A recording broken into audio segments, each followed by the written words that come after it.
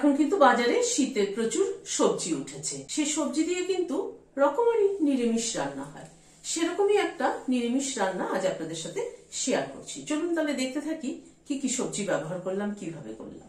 এখানে খানিকটা কুমড়ো এরকম ডুমো ডুমো করে কেটে নিয়েছি, একটা মূলোকে এরকম লম্বা লম্বা করে কেটে নিয়েছি, আর একটা কফি অর্ধেকটা, বড় কফির অর্ধেকটা কফিটাকে একটু ব্লাঞ্চ করে নিয়েছি, মানে গরম জলে একটু ভিজিয়ে রেখেছিলাম 2-4 মিনিট।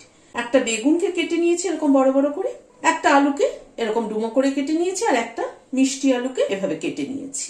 আর সাথে কিছু পালং শাক ব্যবহার করছি, 2 আটি পালং শাক আছে। সরষের তেল দিচ্ছি, তেলটা গরম হয়ে এসছে। 5-10টা বড়ি দিয়ে দিলাম, এটা কলাই ডালের বড়ি। বড়িটাকে গ্যাসের ফ্লেমটাকে মিডিয়ামে রেখে বড়িটাকে ভেজে নিচ্ছি।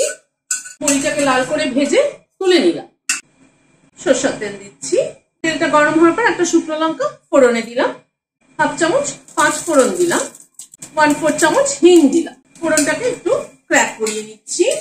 ফোড়নটা থেকে একটা সুগন্ধ বেরোনোর পরে সবজিগুলো একে একে দিয়ে দিচ্ছি।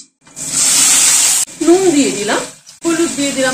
নুন হলুদ দিয়ে তরকারিটাকে একটু নেড়ে নিচ্ছি। এবার একটু তরকারিটা ঢেকে দিচ্ছি, গ্যাসের ফ্লেমটাকে মিডিয়ামে রাখছি।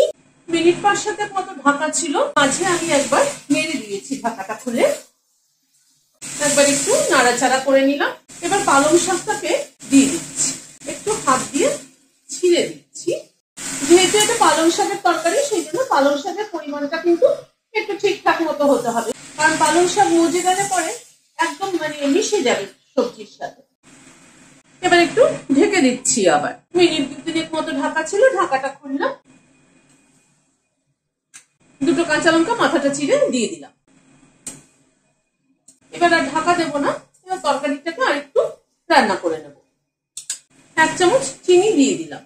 নুন মিষ্টিটা নিজেদের পছন্দ অনুযায়ী দেবে, তবে এই সমস্ত নিরামিষ তরকারিতে নুন মিষ্টির ব্যালেন্সটা যদি ঠিক না হয় তাহলে কিন্তু একদমই ভালো লাগে না খেতে। এবার বড়িটাকে একটু হাত দিয়ে ভেঙে দিয়ে দিচ্ছি। বড়িটাকে না একটুখানি ভেঙে গুঁড়ো করে দিলে পরে বেশি ভালো লাগে খেতে। সেটা আমার অবশ্য পার্সোনাল চয়েস একদম, মানে গোটা গোটা বড়ি দেওয়ার থেকে একটুখানি ভেঙে দিলে বেশ তরকারির সাথে মিশে যায়, খেতে ভালো লাগে। 2 টেবিল চামচ মতো নারকেল কোড়া দিয়ে দিলাম। নামানোর আগে একটুখানি বড়ি আর নারকেল কোড়া দিলে তরকারিটা কিন্তু টেস্টটা পাল্টে যায়। আবার একটু নাড়াচাড়া করে নিচ্ছি, নারকেল কোড়াটা আর বড়িটা দিয়ে মিনিট খানেক একটু নাড়াচাড়া করে নিলাম। গ্যাসের ফ্লেমটাকে বন্ধ করে দিয়ে সার্ভ করে দিচ্ছি। ভিডিওটি যদি ভালো লেগে থাকে তাহলে একটা লাইক এবং সাবস্ক্রাইব করার অনুরোধ রইল। আজ তাহলে এখানে শেষ করছি। নমস্কার।